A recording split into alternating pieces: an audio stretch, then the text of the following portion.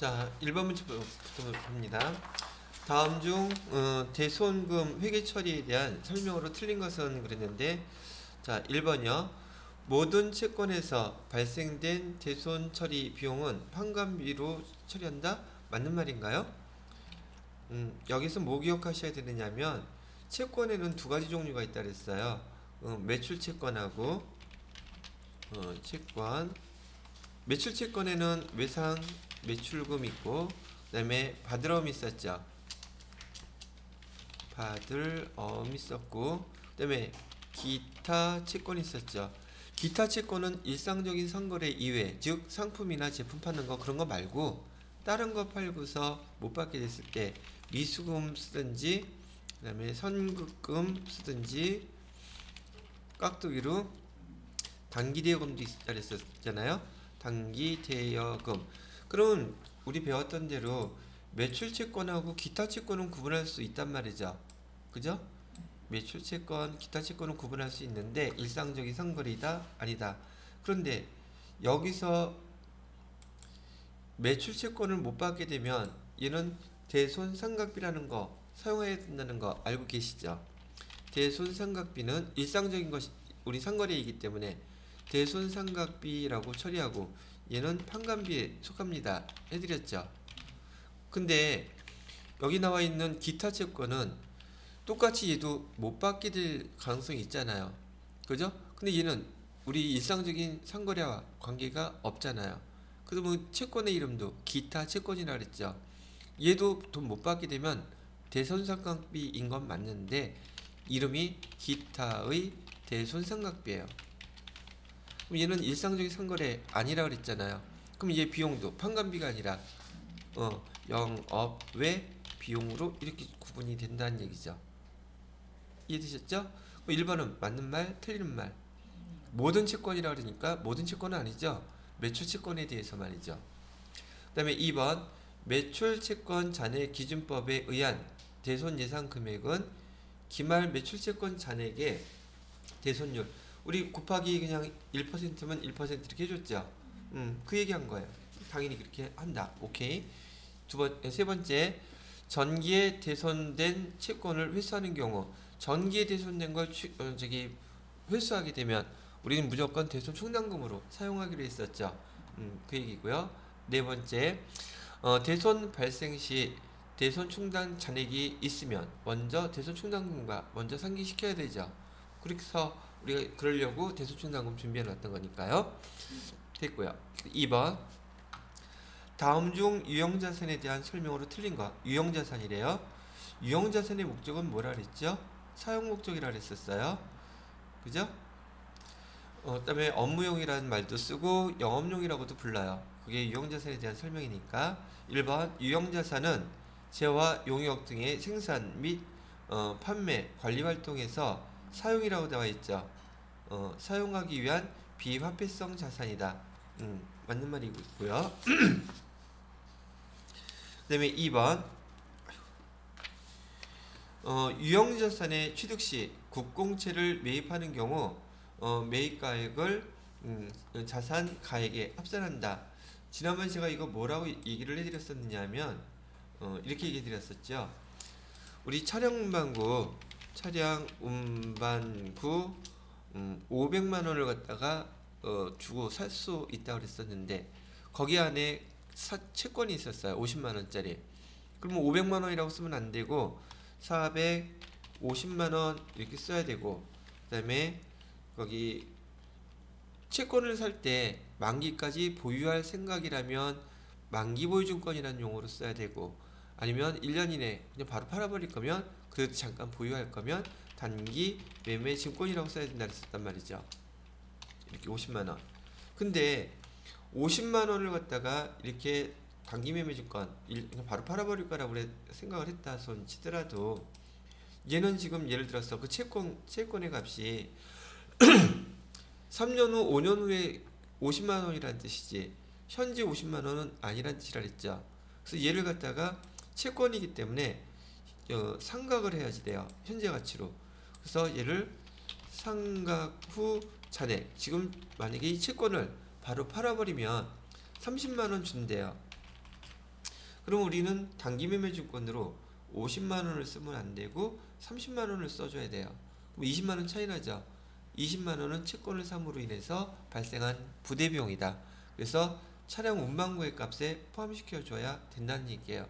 그럼 차량 운반구 값은 얼마를 써줘야 된다는 얘기예요?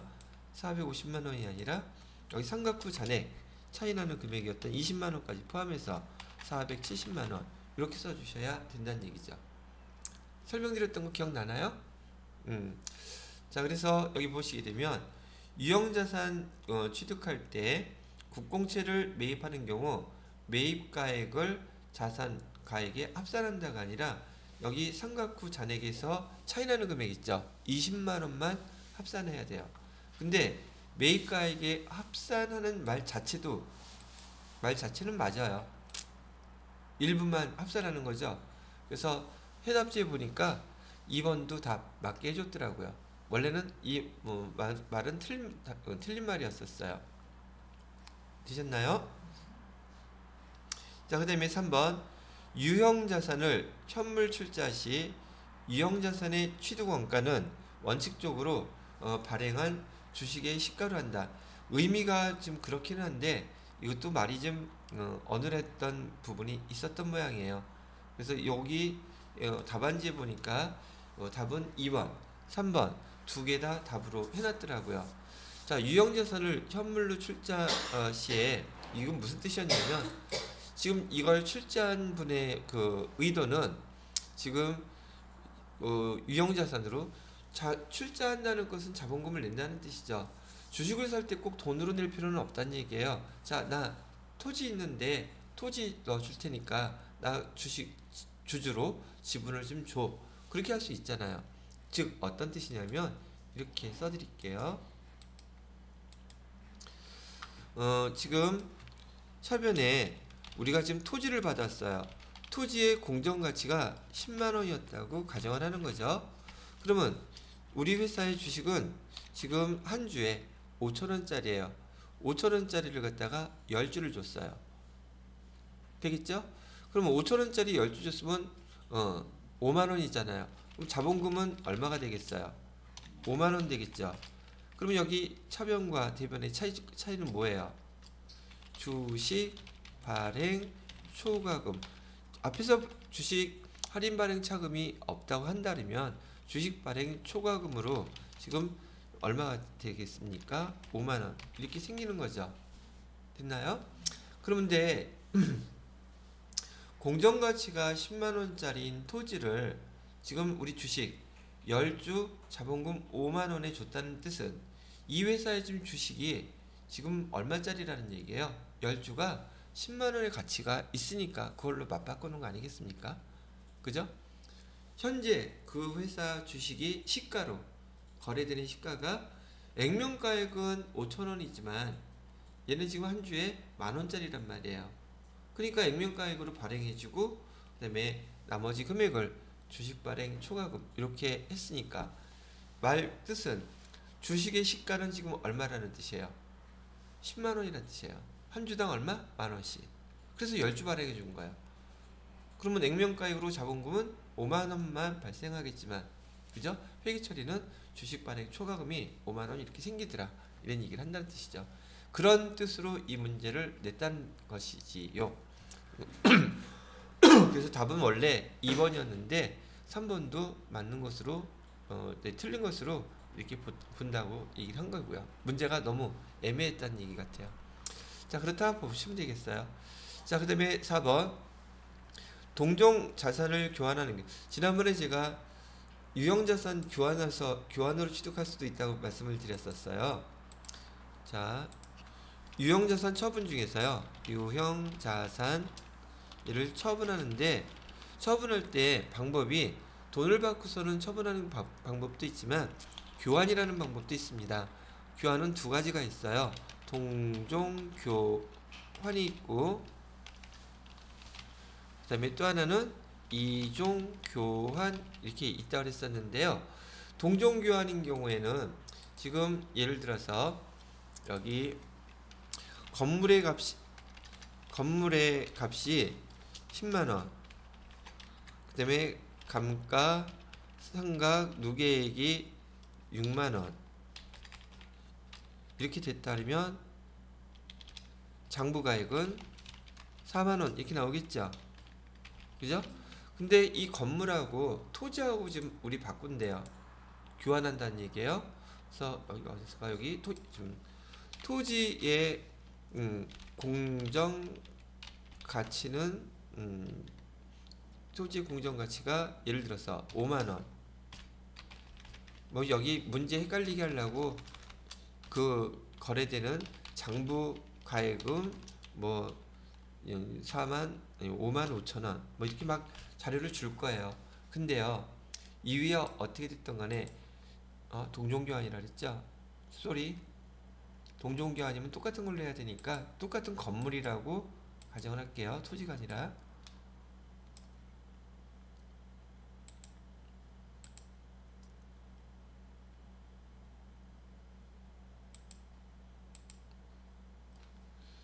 그래서 여기를 똑같은 동종 건물 이렇게 했는데 지금 거래처의 장부가액이나 공정가치나 이런 거 다 개무시. 이런 거 무시하고 지금 여기 장부가액 있죠. 지금 우리 건물은 그쪽에다 넘겨주고 우리가 새로 이 건물을 지금 받는 거죠. 받을 때 가격은 뭘로 처리한다? 장부가액으로 그냥 처리하는 거예요. 그러면 새로 받는 건물은 공정가치가 5만원짜리건 장부가액이 5만 5천원권이건 상관없어요. 우리가 취득하는 가격은 새로운 건물 얼마를 기록한다? 4만원을 기록하면 지금 처분될 때 유형자산 처분이익이나 처분 손실이 나올 리가 없죠. 그래서 4번 보기는 동종자산을 교환하는 경우에는 유형자산의 처분 손익이 발생하지 않는 거예요. 됐나요? 근데 이종교환은 공정가치로 기록한다 그랬었어요. 그래서 이종교환은 조금 전에 설명해드렸던 건물하고 토지를 바꾼다면 종류가 계정이 다르죠. 교환할 때 상대방의 공정가치, 만약에 내 공정가치를 알면 내 걸로, 내 거는 장부가액밖에 모르고 상대방의 공정가치를 알면 상대방의 공정가치로 취득가액을 잡아준다는 얘기죠. 뭐를? 취득하는 자산의 가격을. 되셨나요? 자, 그래서 답은 여기 2번, 3번에 해당되는데 참고로 그렇게 봐두시면 됩니다. 2번, 3번이 문제가 보기가 매우 좀 뭐라 그럴까? 난해했다고 그럴까요? 시비거리가 생겼던 문제 보기였던 것 같아요. 자, 그 다음에 3번 문제. 우리가 보유한 유가증권을 단기매매 증권으로 분류하는 경우와 매도 가능 증권으로 분류했을 때 문제가 계속 나오고 있죠. 매도 가능 증권 빠지지 않고 나오는 문항 중에 하나랍니다. 단기매매 증권으로 분류하는 경우, 매도 가능 증권으로 분류하는 경우에 단기 손익의 차이는 얼마가 되겠습니까? 그런데 보세요. 얘를 단기 매매증권으로 먼저 처리해 볼게요. 1000주를 주당 만원. 그러면 얼마가 됩니까? 1000만원 되겠죠? 그럼 1000만원 됐는데 만원짜리를 1500원에 지금 처분했죠. 그죠? 아니 처분이네. 평가했죠? 단기 매매증권일 때요. 여기다 써놓을게요. 또 어디다 써놓지? 써볼까? 단기 매매 증권으로 볼 경우에는 지금 공정가치가 1000만원, 이게 만원인데 1500원으로 평가가 됐다면 500원이 이익이죠. 한 주당. 곱하기 1000 하면은 50만원 되겠죠.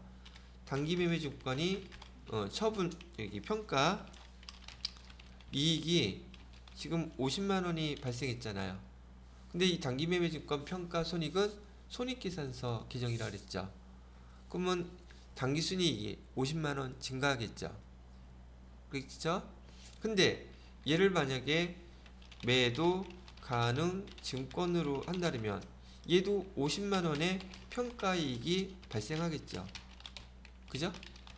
근데 이 단기 매도 가능 증권 평가이익 손익은 어디에 들어가는 거예요? 자본에 들어가죠. 그럼 얘는 아예 손익계산서에 반영이 안 되잖아요. 그럼 차액은 얼마가 발생하겠어요? 50만원이 발생하겠죠. 그래서 답이 3번이 되는 거랍니다. 즉 여기서도 뭘 물어보고 싶었던 거예요? 매도 가능 증권 평가 손익은 자본 기적이라는 거 알고 계시나요? 그거 물어보고 싶었던 거잖아요. 그죠? 자, 그렇게 설명해 드렸고요. 그 다음에 4번. 다음은 재고자산에 대한 설명인데 가장 옳지 않은 것 찾으래요. 할부 판매 상품의 경우 대금이 모두 회수되지 않더라도 상품의 판매 시점에서 판매자의 재고자산에서 제외한다. 얘는 인도라 그랬었죠. 그죠? 보통 뭐 할부 판매라고 한다 그러면은 걔 저기 인도해주고서 매출 그 지난번에 제가 설명해드렸던 안마의자 청구할 때 한꺼번에 다 청구한다 그랬죠. 다만 그 외상 매출금은 나누어서 회수할 뿐이지 인도했을 때 재고자에서 바로 다 제외한다는 얘기를 해드린 거고요. 그 다음에 2번 재고자산의 매입원가는 매입금액의 매입, 운임, 부대비용이네 다. 매입, 운임, 하용료, 보험료 등 취득 과정에서 정상적으로 발생한 부대원가를 가산한 금액이 매입 원가죠. 맞는 말이네요. 다음 3번. 선적지 인도 조건인 경우 판매라 그랬어요. 운송 중인 상품은 판매자의 재고자산에 포함됩니까? 구매자의 재고자산입니까? 구매자죠. 이거는 판매했기 때문에. 그럼 우리 재고자산에 들어가면 돼야 안 돼요? 안 되죠. 그럼 판매자가 아니라 이건 구매자의 재고자산이기 때문에 3번이 틀린 거네요. 4번. 재고자산의 장부상 수량과 실제 수량, 장부 수량하고 실제 수량 차이 나는 거 재고자산 감모손실로 처리하기로 했었죠. 장부 수량하고 실제 수량이 차이가 발생한 감모손실의 경우 정상적인 것은 매출원가에 포함시킨다 그랬었고 비정상은 영업의 비용으로 처리한다 그랬었죠. 그래서 3번이 답이네요. 그 다음에 5번. 이 다음 중 일반 기업회계 기준에 따른 자본의 표시에 대한 설명으로 옳지 않은 것은 자본금은 보통주 자본금, 우선주 자본금 두 가지 있다 그랬었죠. 차이가 뭐라 그랬죠? 보통주는 의결권이 있다 그랬었고요. 우선주는 의결권은 없어요. 근데 배당을 우선 받을 수 있는 권리가 있다 그랬었고 자본금은 두 가지 종류가 있습니다. 두 번째, 자본잉여금은 주식 발행 초과금과 기타 자본잉여금, 바로 요 기타 자본잉여금에 감자차익하고 그 다음에 자기주식 처분이 그 두 가지가 있는 거예요. 되셨나요? 여기 안에 우리가 배웠던 여기 감자차익, 우리는 그냥 한꺼번에 다 외워놨죠? 감자차익하고 자기주식 처분이익이 다 요 기타 자본잉여금이라고 불리는 거예요. 세 번째, 자본 조정 중 자기 주식은 별도 행보로 구분 표시한다. 자기 주식은 제가 여기 깍두기로 계속 밑에 하나 더 끼워 넣었습니다 그랬죠? 자본 조정 항목이고요. 4번. 기타 포괄 손익 누계액은 이거 어디서 본 거예요? 얘는 여기 법정 적립금, 임의 적립금 이런 것들은 이익 잉여금에서 봤던 것들이죠. 얘네들은 어디서 봤다? 맨 마지막에 있었던 이익 잉여금에서 봤던 항목들이고요. 기타 포괄 손익 누계액에 뭐뭐 있었어요? 기타 포괄 손익 누계액에는 자산, 재평가, 잉여금하고 그 다음에 우리 많이 나왔던 매도 가능 증권, 평가죠. 평가 손익, 그 다음에 해외 자산, 환산 손익, 요런 것들이 기타 포괄 손익 누계액에 있었던 것이었어요. 됐나요? 여기까지가 재무회계 문제 5문제였었고요. 자, 그 다음에 6번 문제부터는 원가계산 문제라 그랬었죠. 자, 배운 지 며칠 안 됐지만 한번 또 보자고요. 다음 자료에 의해서 제조원가에 포함될 금액은 얼마입니까? 라고 물어봤죠. 제조원가는 우리 세 가지로 구분한다 그랬었는데 기억나시죠? 나시나요? 뭐였었죠? 직접 재료비, 그쵸? 직접 노무비, 그 다음에 제조 간접비는 다 제조원가에 포함되는 것들이죠. 그럼 여기에서 제조간접비에 들어가지 않는 거 들어가는 거 구분하라 그러죠.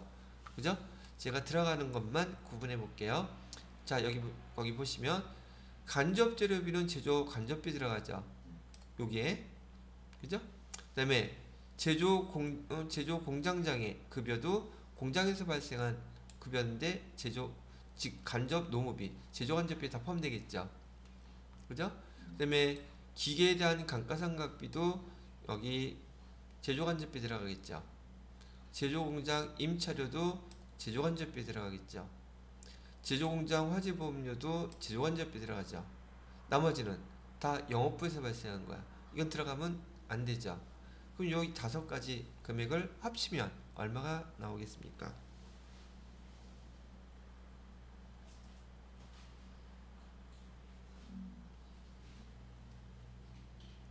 58만원 나오나요? 그게 답이에요. 요 좀 계정들 보고서 제조간접비 공장에서 발생하는 것들이 어떤 건지 구분할 수 있었겠죠? 이렇게 한번 또 연습을 해 놓으시면 되겠습니다.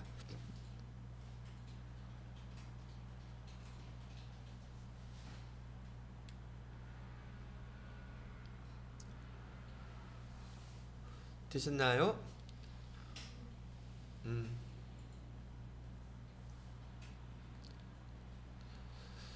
자, 그 다음 7번 문제로 넘어가 볼까요?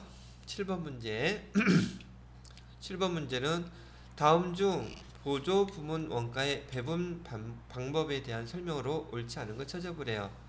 직접 배분법은 보조 부분 간 용역수수 관계를 전혀 고려하지 않는 배분 맞죠? 2번 단계 배분법은 배부 순위 우선순위 고려한다 그랬죠? 3번 직접 배분법은 가장 정확성이 높아요? 이거 뭐에 대한 설명? 상호 배분법이죠. 그러면 얘는 틀렸죠. 그 다음에 4번 단계 배분법과 상호 배분법은 보조 부문 상호 간의 용역관계 다 계산하죠. 이 문제는 그냥 읽어만 봐도 바로 답 나올 수 있는 문제죠. 자, 이번에는 실제 개별원가 계산하고요.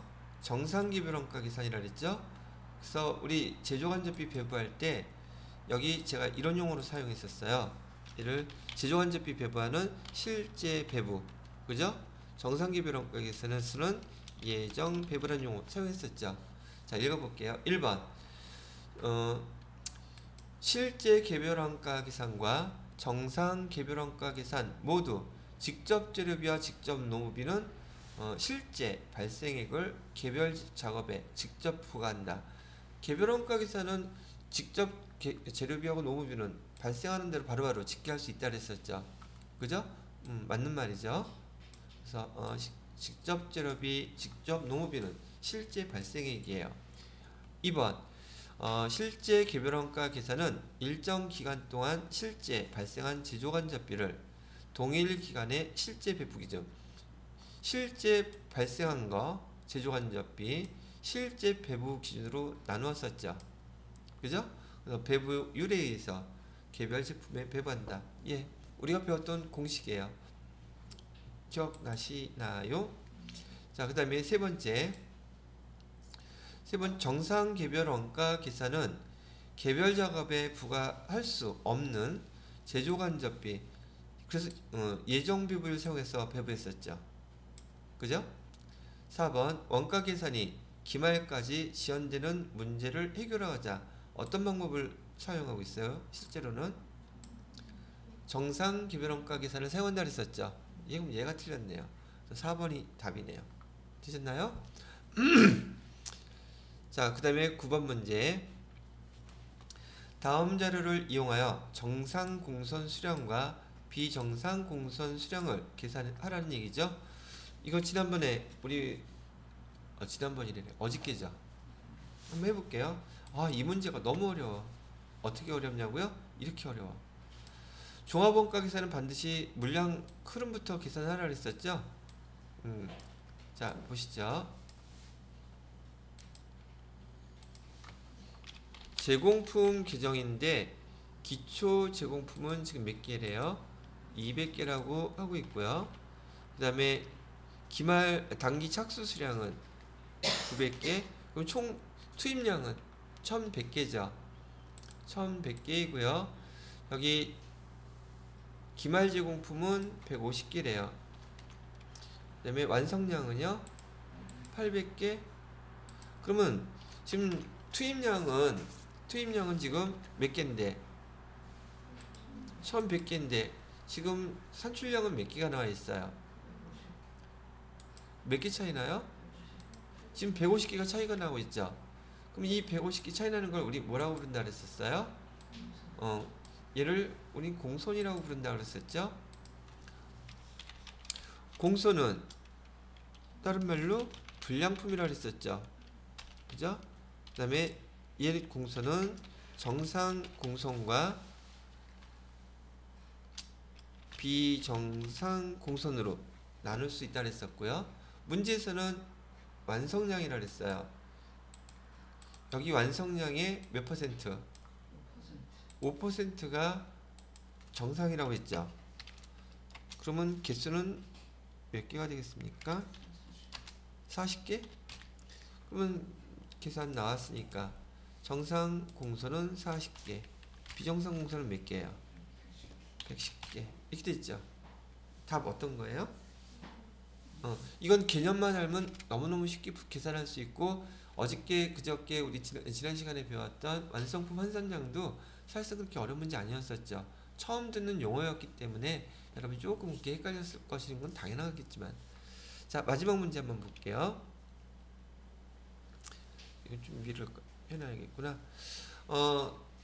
당해년도 제조간접비 예정 배부에 따른 제조간접비가 2,500원이 과대배부됐대요. 그럼 이것도 다른 건 관두고요. 과대배부란 말 나오는 거 아시겠죠? 그럼 과대배부는 어떻게 계산하기로 했어요? 제조간접비에서 여기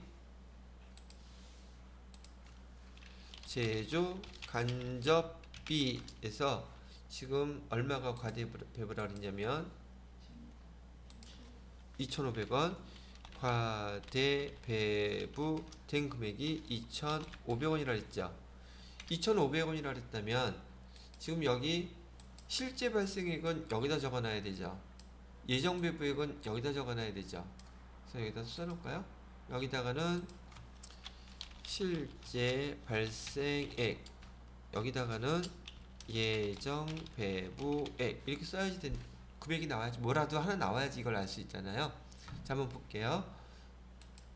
문제를 계속 읽어보면 과대 배부된 경우 다음 조건하에서 제조간접비 예정 배부액은 얼마겠습니까? 이게 얼마냐고 물어본 거죠. 여기 파란색으로 예정 배부액은 얼마가 되겠습니까? 물어봤는데 주어진 자료를 보아하니 뭐가 나왔느냐 하면 직접 재료비 나와 있죠. 그죠? 근데 여기 화면 보세요. 지금 이거 제조간접비만 알면 되잖아요, 이거. 그죠? 직접 재료비, 직접 농업비 알 필요 있어요, 없어요? 그러면 여기 직접 재료비 필요 없어요. 제조간접비 얘 어디로 가기로 했어요? 간접 재료비는 제조간접비 들어간다 그랬잖아요.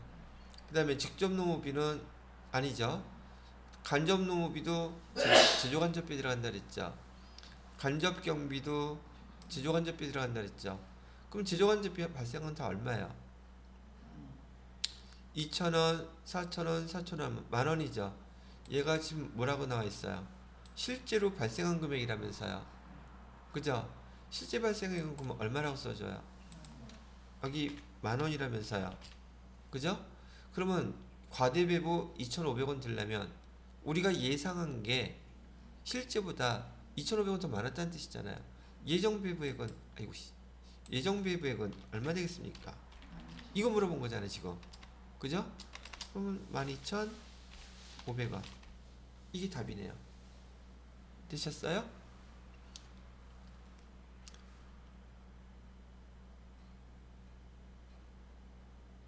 지난 시간에 배웠던 요 내용들 상당히 많은 것들을 배운 거죠. 근데 문제하고 매치가 잘 안 돼. 왜요? 연습만이 아직 안 됐기 때문에 그래요. 그래서 이렇게 계산해 주시면 됩니다. 얘기해 드리는 거예요. 자, 여기까지가 재무회계 문제 다음에 5문제 원가 계산 문제였었어요. 재무 재무회계하고 원가계산하고 원가계산이 조금 더 낫지 않나요? 난이도가? 그래서 몇 번만 조금 더 연습하시게 되면 원가계산은 거의 틀리시면 안 돼요. 자, 됐습니다. 11번부터는 부가가치세에 대한 문제네요. 부가가치세법에 대한 문제를 보겠습니다. 1번 부가가치세법상 재화의 공급 시기에 대한 거 물어보고 있죠.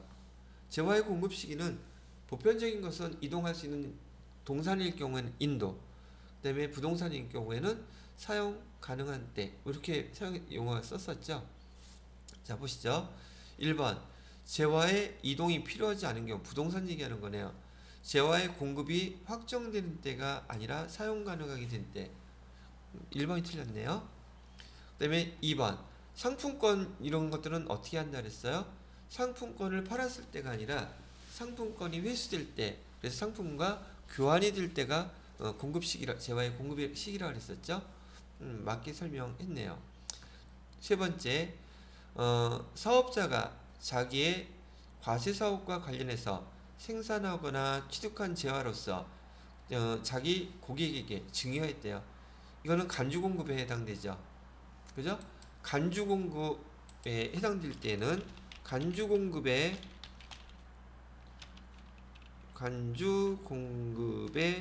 공급 시기는 여기 사업상 증여일 때는 여기 말 증여하는 때, 왜 주고 나면 모르잖아.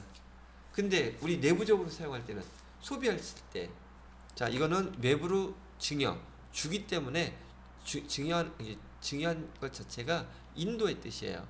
건네줬다. 그 외부로 주는 거니까 그 사람이 언제 사용할지는 모르잖아요. 그래서 증여할 때가 재화의 공급식이고요. 만약에 우리가 내부적으로 사용하는 경우 있죠. 어떤 경우? 면세 전용, 그 다음에 1000cc. 그럴 때는 공급 시기가 언제냐면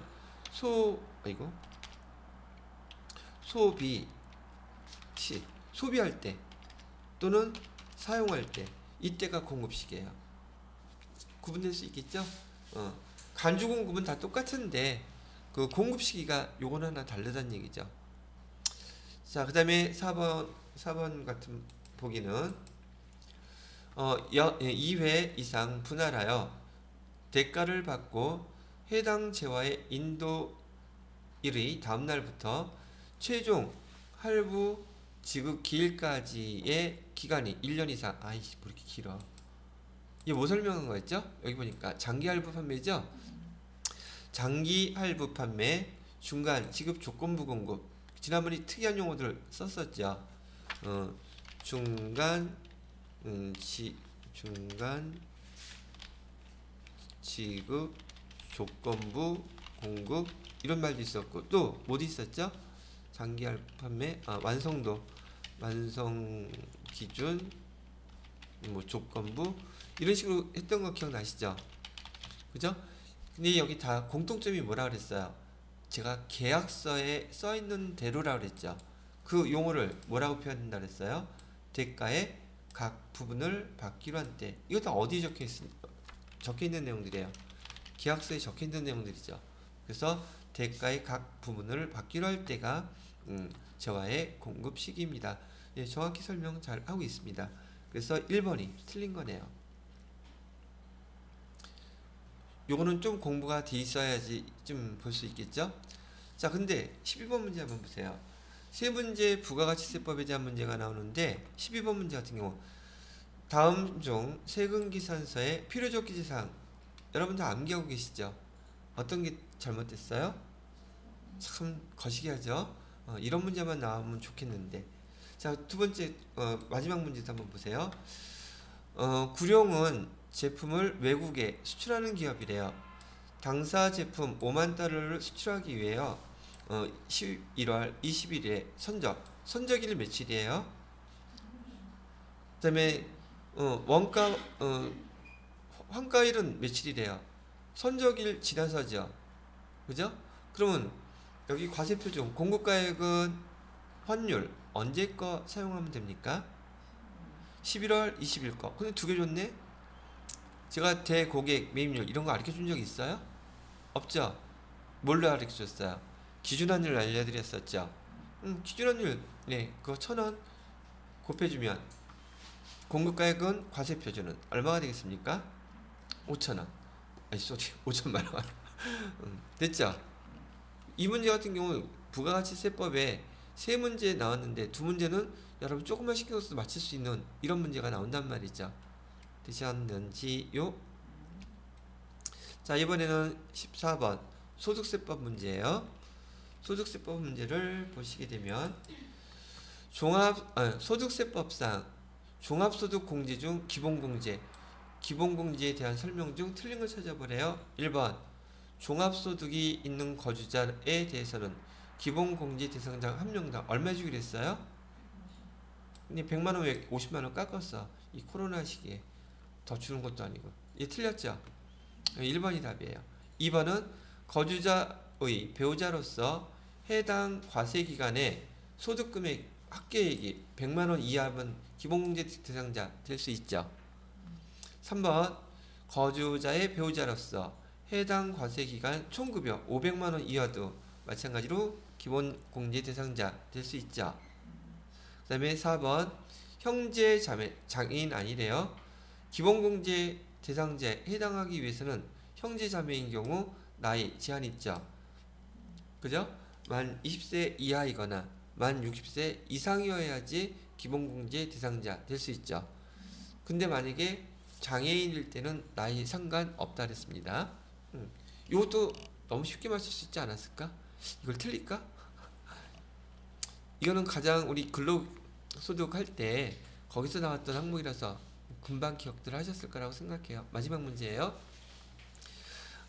다음 중 이자소득의 원칙적인 수입시. 이자소득이요? 이자소득은 기본적으로 받았을 때가 기본이라고 그랬었죠.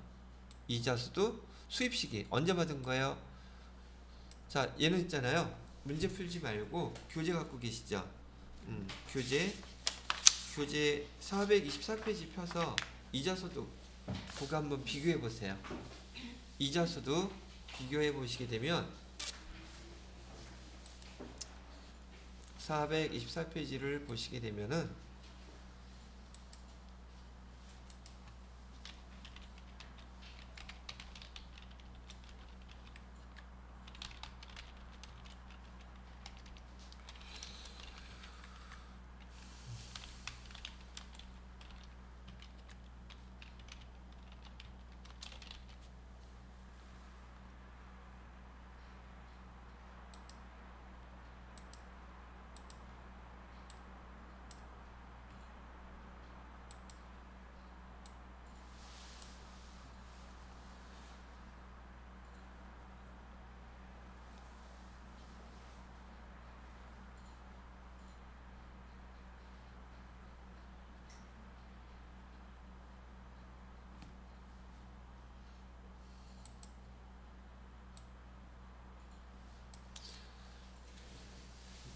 그리고 문제 여기 비교해 보세요.